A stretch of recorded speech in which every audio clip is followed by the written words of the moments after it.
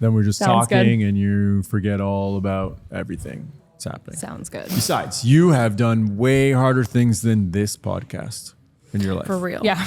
Right? Think about how expertly you decorated your condo. And Oh, she man, has you have two skill- you have the most skills. beautiful Aw, thank kittens you. and cats Aw. ever. That's right. Thank you. And you watch them on camera all day. I love it. Yeah, I do. Keep an eye on them. Yep. Today's guest is, I affectionately just yell Lobo or Ms. Lobo Yep. at the top of my lungs whenever I need her attention. It's Tanya. And thank you for joining us today on the show. Thank you for having me, guys. So we learned things about you through our training and these things that I always find super interesting. So we're going to cover them today. Like, did you know that Ms. Lobo, DJ'd Is in a- Mykonos is in a- yeah. 2016. that's right, is a Yes. DJ, which is crazy, and also is an expert markswoman, can handle a gun, which is impressive. It's very cool. And she drives a really fast car. And she drives a fast car. Thank you. And so she has a great story. So we'll talk about all that fun stuff, but let's talk about how you got not here first, but what in your previous career led you to mortgage agent before Nuborrow. What have you done? What's your background, so to speak? You know what? It was not very expected, to be honest with you.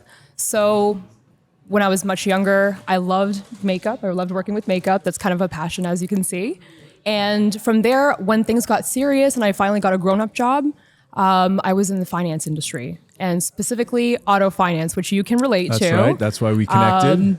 And Yeah. the interesting thing is I started in a dealership with sales. And I said, you know what? I always wanted to get into the financing. I want to get behind that desk and see what it's all about.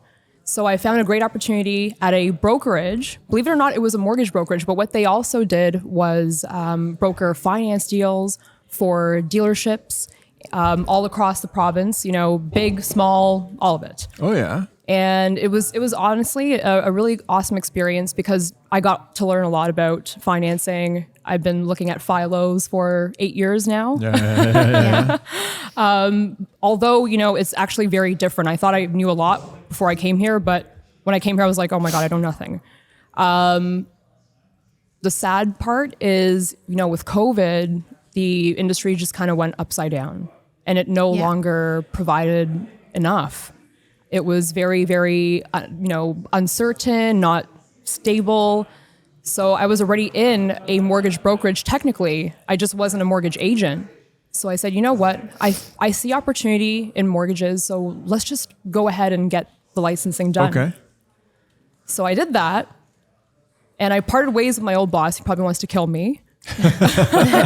No, you can shoot. So probably I was like, okay. And, I did so much researching when it came to, I got my license in a week, whatever. I did so much researching into different brokerages out there. There's so many. My head was like spinning. And, I also interviewed with quite a bit before I even got a chance to speak to you guys. And I said, you know what? Based on everything that I've read about that's on the internet, Yeah. I knew Nuborrow was the place that I wanted to be at, especially being someone that's brand new. I've never done it before. I don't feel confident to kind of just go out on my own sort of Right. thing. When I interviewed with you guys, it was so funny because we did the first interview, we did the second interview, and then, before you guys even had to make a decision, I was emailing Jazz and I'm like, Jazz, do you know when they're going to decide? Poor Jasmine, she gets those all the time. Yeah. And I'm pretty sure you had to prioritize our interview. You were in the middle of a work day and you specifically said, I have loyalties to my boss. I've worked for him for so long. So it's very important that he understands how much I value the experience, and you said he will know why I have to move on. 100%. So that was also something that we love, having people come and join and say, listen, I had a great work experience elsewhere. It's just time for me to move on, recognizing that. And then it was also I'm pretty sure you were in London, right? Yes. Which is 2.5 hours from here. So you kind of had to just uplift your life and move this way. Completely. That's another huge thing for me too is, once I found out that I secured this job, I quickly moved. Yeah, I know, right? Yeah. So literally before starting, I was in the midst of moving, Which is relocating crazy. back to my hometown kind of thing. But Yeah. I like it now. I feel good. I feel like I'm learning a lot. There's a lot of growing pains, of course, but that's with anything. But the overall experience has been good for me. It's been really supportive. So yeah, that's kind of my journey before I got here. I think what I mentioned this to you yesterday. One of the things that I admire about you is when you got here, you were so willing to share your story and share your experience, just not with the car business, but your personal, and that you still do that with clients, which we're probably like way further in the podcast than I normally, but I'm so impressed with your willingness to share. And I say this all the time, your bad side of the story, like things didn't work. I'm the same way, right? Like I've had things happen that helped me build this company with the mindset of taking care of a client. And I think you connect so well with the client because you're willing to share. When somebody says, this happened to me, you're like, hey, you know what? This is why you do so well, is that I've been there. I know what it feels. So you do a lot of your planning and a lot of your client care, the way you talk to clients based on your own experience. 100%. And it comes, from the heart too. Yeah. That's something that I appreciate because you may not know, but I'm definitely an empath. And, when I'm talking to people and I hear their situations, is really, really difficult financially. And I see beyond all of that, the stress, all the problems that come with it. Yeah. I relate. And right away, I'm like willing to share my story. Like, this is why I like what I do. This is why I like being here, because we care about the actual situation and fixing it. Yeah. And I think that sometimes we have a lot of younger people on staff and when we learned in the last training that like you were a DJ and then all these little nuggets come up, even though you're still willing to share. I'm like, wait a minute. You have how many guys? You go to the gun range and you're little and you have these. You're like, no, I Black badge. Yeah, right. Yeah. Like that's no one would expect that. No, there's a lot of secrets about me, which I'm sure you know of some of them. But I have a lot of experience, and it's taught me a lot in life, what to appreciate, what to look out for. So I kind of like, the path that I'm headed on right now. What was your passion to get the black badge? Like to get that deep into? You know what?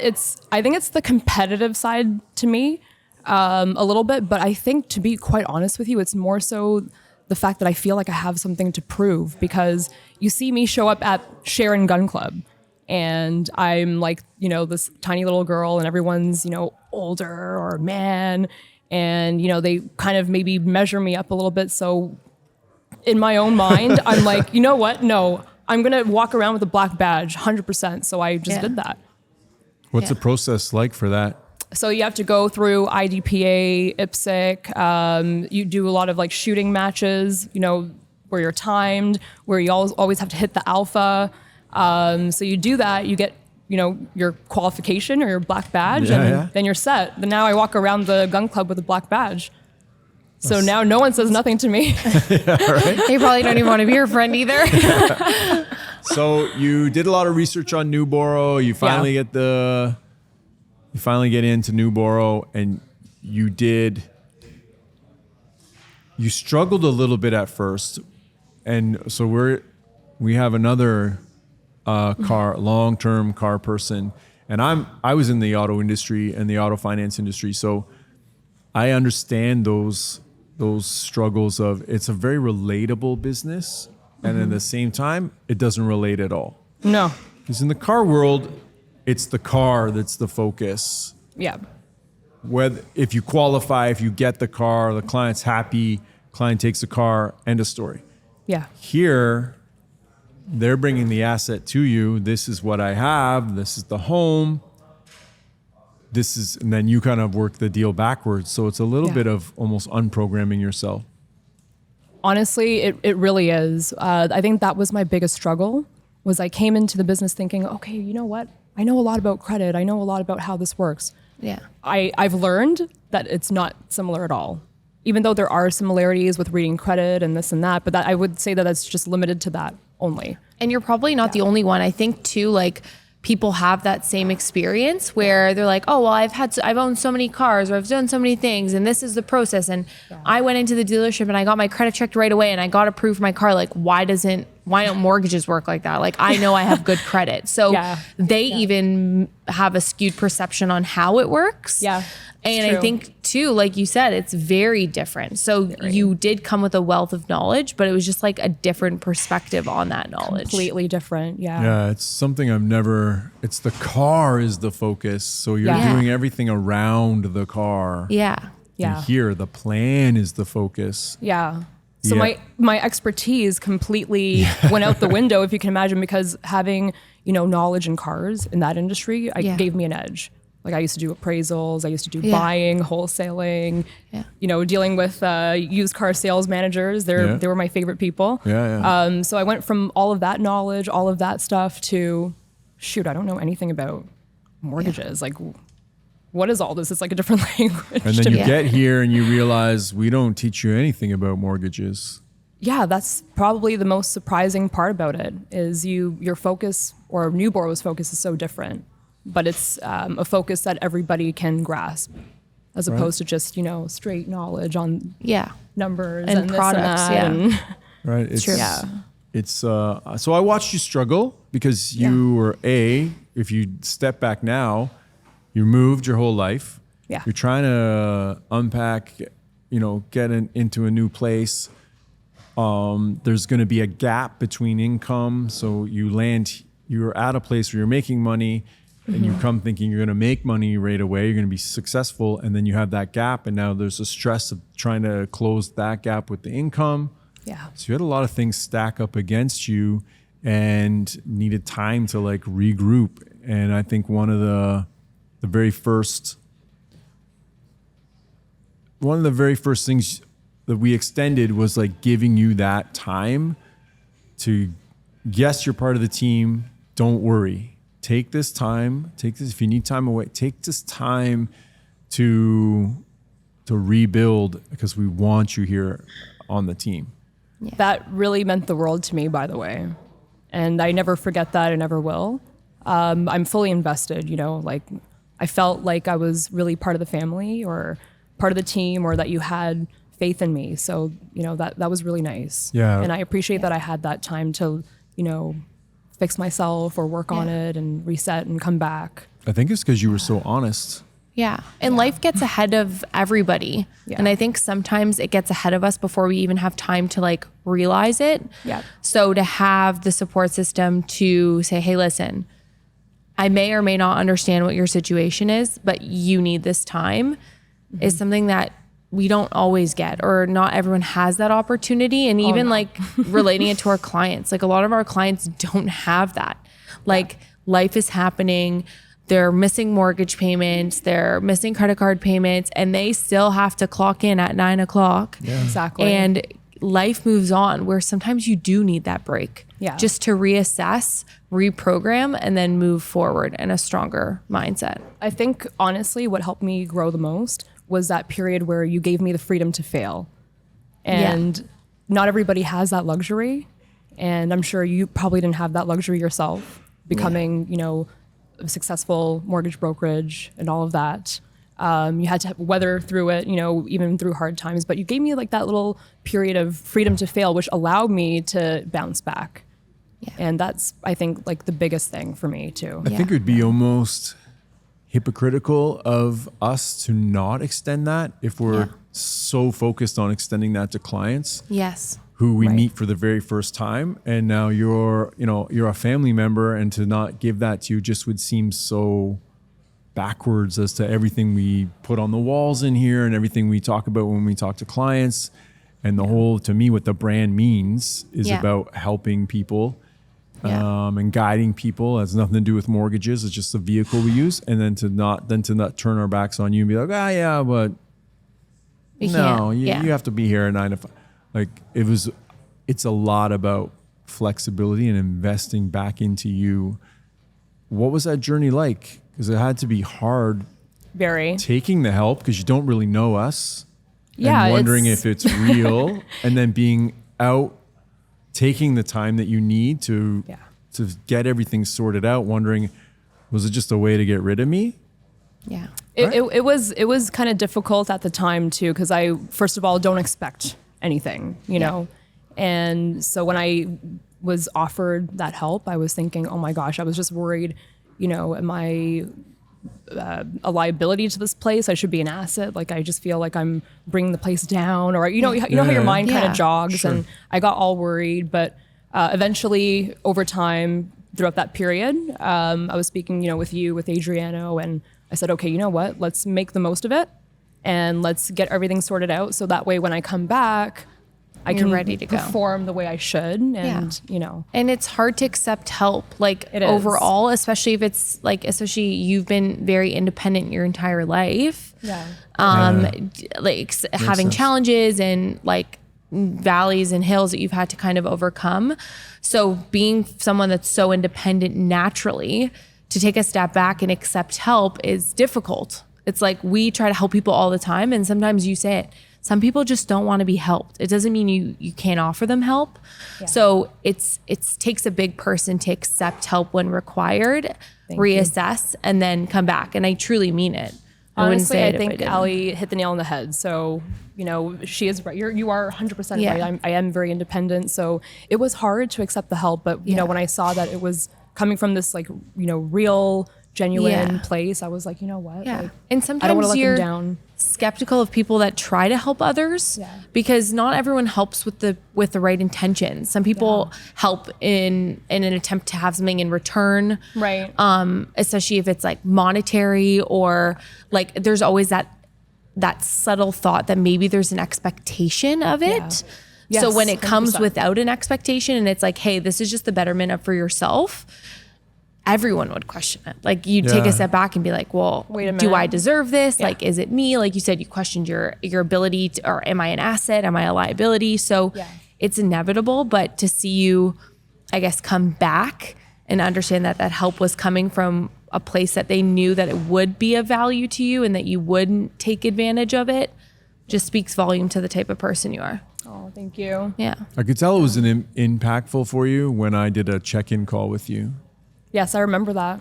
I remember I was walking over there outside, and I was like, I'm just going to call her and see What's going on? how things are going, Yeah. and how appreciative you were that I just didn't check out during that time. I checked in and be like, no, don't worry about your job. Worry about like how You. how are you? Are things, is this what you need?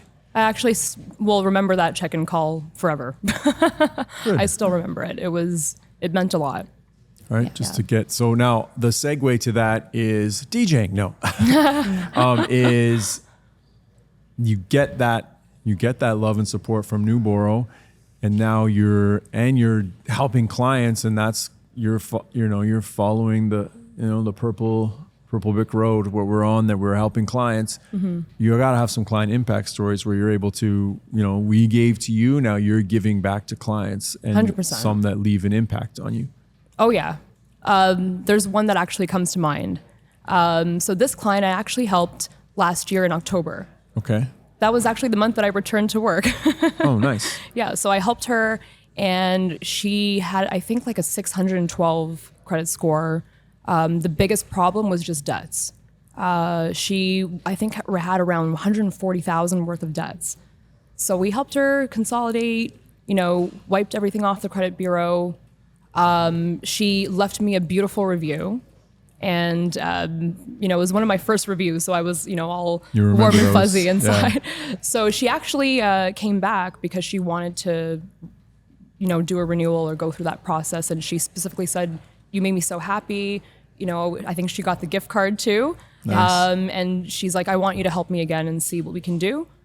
So looking at her score just last month, it was 880. Oh my God, I have chills. Whoa, that's a good one. I got chills when I saw Yeah. it. I couldn't believe it. I was like, there's no way. It works. It really works. It was unbelievable. It felt so good. So 880 from 612, and she's still debt free. She uses Wow. 1 or 2 cards for groceries, gas. Follows and that program. She is an example of our plan That's working. amazing. She followed the plan to a T, everything. Yeah. And when she came back, I said, wow. I said, I don't know what to tell you, but you may not even believe me. This is your score. And we were just, ecstatic. Celebrating. Yeah. Yeah. And she just had faith in you at that particular time. Like it's a lot to put all of your eggs in one basket. And that's what we ask our clients to do. Yeah, it's every hard single day for them to do that. But honestly, like when I see results like that, it's like, So okay, I know rewarding. that what we're doing here works as long as they stick to it, right? Then we Yeah. can really hold their hand and get through everything and, help them even become prosperous in the end. Right. Yeah. Main goal, right, is to make sure they got the right plan, the right guidance. Products come last at the very, very end. Yeah. And most people in this industry start with the product at the very, very beginning, which is always the wrong.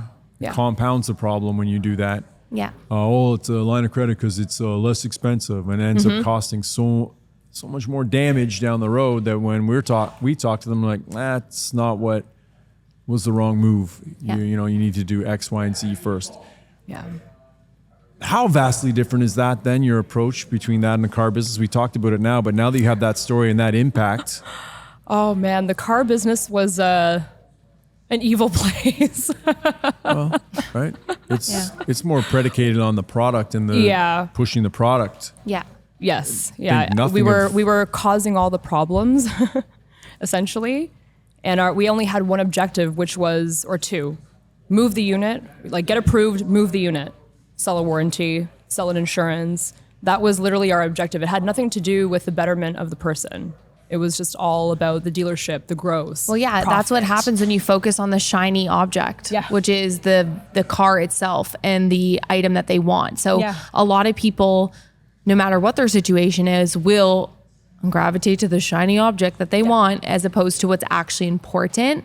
So obviously there's people that are in the car industry that mean well and want the people to smile, and that's like the end goal is you want them to be approved, but the collateral is what's not necessarily accounted for. That's right. Never. Yeah. It's crazy. Like even just looking at, all the stuff that I learned here, like with TDS and all that. And I'm just thinking back to the car industry, the TDS that we were allowing for was ridiculous. Yeah.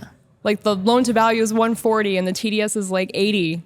But in their mind, they got approved. So they're Yeah. doing something right. Those are the parameters that we were Yeah. working with. And I had no idea how damaging it was until I kind of saw it on the other side. I'm a former auto industry finance, and I also never really looked at it. Was more, hey, the payment's $740. Yeah. And I know that was $140 more than you wanted to spend, but look at the car. It's Right. really nice. Exactly. It's just exactly what you wanted. And we see that problem, how it compounds when it comes mortgage time. Yeah. When credit card debt and that car payment are now included on the table. And the most unfortunate part about it, and I share this with one of my real estate friends all the time, where so little is taught about the TDS, or most people don't want to hear Yeah. Yeah. the TDS talk, or the total debt service ratio, that when it comes time for refinancing, when it comes time to get yourself in a better situation, those decisions have impacted the client's ability. And Yeah. so often I hear clients when I used to sign deals and talk to clients and counsel them, I would hear, why didn't someone tell me that when I bought this? Yeah. Or when I signed up for that? How come I wasn't told that there was I was that guy. So when I said to you yesterday, you were like, oh, I don't know about this podcast. Like, what I'm going to say, well, how detailed we're going to go. And I'm like, hey, remember, I'm a member. Everything that we do here is stuff that I didn't know that financially impacted me at a young age, that I would turn to my dad and be like, why doesn't anybody tell people that this is what happens when you do X, Y, Z? Yeah. Yeah. Even in the car business, when I was in the car business, I remember coming as a salesperson to the business office and being like, you got to keep this payment at X. Oh, is the client payment sensitive? No, the client, based on everything I just learned about the client, they can't afford more than this. Yeah. Yeah. So giving me a payment at $100 more, they're going to buy the car, but it's not going to help them. And when I was in the finance position, And sitting in that office, they would, the salesperson would be like, oh yeah, no, they'll go for that. They'll go for 420 or 400. Yeah, they will, but it doesn't work financially for them. And then owning my own leasing company years down the road, those decisions were always made on, I can give Tanya this car for $500 a month, but she won't be able to pay for it. And I remember I had a friend in the business a long time ago say to me, oh yeah, I was looking to buy a car for my family, and they were like, yeah, the payment's going to be whatever. And I said, yeah, I can do that. And he said something to me, and he's been in the business a long time. He said, everyone says I can do that until 6 months in, a year in, 2 years in, and they're like, wow, I'm really going to keep making this payment. And then it impacts mortgage position. So I like hiring people from the car business because you get a real insight on the credit bureau and everything, but I'm not shocked that it's a learning curve, because it was for me. Big time. And the opportunity you get to make an impact in the client's life is something I've always loved about this business. And I can see that it's passionate for you. Yeah. Right. When we do the audits or we look at deals, you'll often tell me like, I'm doing this for the client, and it's going to fix the client's situation. Or you're often amazed. Don't you find yourself amazed sometimes, like situations clients come to you in? Yes, all the time. I think what you're speaking about, like with helping people in this industry, I don't know if it's just about this industry. I think it's the focus that Nuborrow has, because I don't see every brokerage out there, giving all this rationale and all this insight and all of this advice and details the way Nuborrow does. And they kind of treat it more like a transaction, like with cars. Yeah. So I think that specifically here, I like the values that are in place in the process, and also the fact that you're actually wanting your clients to succeed in life. I think that's why you do well, is because you want that for your own life. Yeah. And so when you Definitely. can give it to a client, you're so willing to share the information in the plan, and you're excited about it, and that the client picks up on that. So I remember you signing a very tough lawyer. Oh yeah. And you were like, you said to me, this one, he's been difficult with me, and he had the nicest compliments for you at the end of I the was process, shocked. right? I was shocked that he even signed. But he validated everything that you put into it, that, we got, the shiny object. He's a lawyer. He's going to be so tough. And he was learning things from you. And at the end saying, wow, I appreciate that you shared all that with me, and that this is a path I should have been on before. So it's again, underlines what we do, and that it works, and that it's a learning curve for the client and for us when you're new, but that it's a big part of, like you said, Nuborrow and helping, right? The process is so good that happened when I was brand new, and I was able to pull that off being brand new. And it's because of the solid process in place, and what we stand by, and how we do things, and all of the logic behind it that made it work, even as someone that's brand new. So it just goes to show you, if the process is really, really solid, then someone that has no experience even can, safely do this job and succeed at it. Amazing. Amazing. I want to thank you for coming on the show today. I am really grateful that you put your trust in us. Thank you so much, guys. I appreciate it. During that time, and still stayed bought in, and you're a big part of the team, and it's because you're willing to work hard. So I appreciate it. And willing to get over my nervousness. Yes. Yeah, you're doing great at the 2 o'clock too. That's right. Yeah, you're still standing up and performing. So we're really proud of you. I really appreciate it. Thank you so much, guys. Thanks for joining us. Take care.